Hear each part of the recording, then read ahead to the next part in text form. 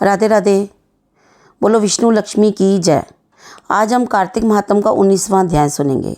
नारद जी कहने लगे कि राजा पृथु, कार्तिक कृष्णा त्रयोदशी से शुक्ला द्वितीया तक यमराज को प्रसन्न करने के लिए दीपक जलाना चाहिए। इससे अकाल मृत्यु आदि नहीं होती। चतुर्दशी को नरक चतुर्दशी भी कहते हैं। उस दिन तिल का तेल, अपामार्ग तथा दूर्वा आदि लगाकर स्नान करना चाहिए। स्नान के पश्चात दक्षिण की ओर मुख करके अपसव्य होकर जल में तिल मिलावे और 3-3 अंजलि से यमाय, धर्मराजाय, मृत्युवे, अंतकाय, कालाय, सर्वभूतक्षयाय, औदुम्बराय, दधान्याय, परमेष्टिने, वृकोदराय, चित्राय, चित्रगुप्ताय इन मंत्रों द्वारा यमराज का तर्पण करें। फिर सायंकाल ब्रह्मा, विष्णु, शिव, दुर्गा के मंदिरों अथवा वृक्ष सभा, गौशाला, नदी, बगीचा, तालाब, कुआं, बावड़ी, गली, खेत, चौरास्ता, शमशान आदि पर दीपक जलावे। रात्रि को श्री लक्ष्मी जी का पूजन करें। यदि कोई शस्त्र से मारा गया हो तो चतुर्दशी को उसके निमित्त भी दीपदान करें। इससे अक्षय फल प्राप्त होता है। फिर कन्या, ब्रह्मचारी तथा तपस्वियों को भोजन करावे। इससे यमपुरी को न जाकर शिवलोक की प्राप्ति होती है। इसी प्रकार अमावस को भी स्नान आदि करके पितरों का पूजन व श्राद्ध करके भोजन करावे। सायंकाल घर तुलसी के स्थान, देवस्थान आदि में दीप जलावे। शमशान, नदी, पर्वत, चौरास्ता तथा गौशाला में दीपक जलावे। फिर लक्ष्मी जी की स्तुति करके उनको जगावे।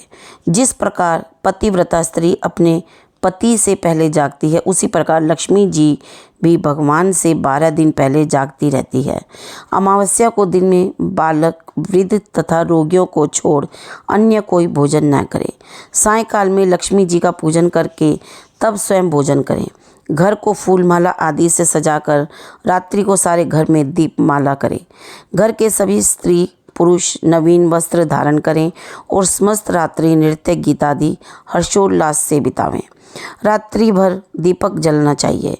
उस रात्रि को लक्ष्मी जी सब घरों में घूमती है तथा जो घर अधिक सुंदर तथा रमणीक होता है उसमें बहुत दिनों तक निवास करती है। एक प्रहर रात्रि शेष रहने पर घर का दरिद्र रूप कूड़ा, करकट, सूप या पुराने पंखे पर रखकर बाहर फेंक देना चाहिए। ऐसा करने से वह घर धनधान्य से पूर्ण रहता है। दूसरे दिन गोवर्धन बनाकर बंधु बांधवों सहित पूजन करके ब्राह्मणों को भोजन करावे। स्वयं भी नवीन अन्न का भोजन करे। भगवान श्री कृष्ण ने इंद्र का मान मर्दन करके गोवर्धन पर्वत का पूजन इसी दिन किया था। सायंकाल के समय गौ तथा वृषभ, बैल का पूजन करके उनसे अपने तथा परिवार के भरण पोषण व रक्षा के लिए प्रार्थना करें।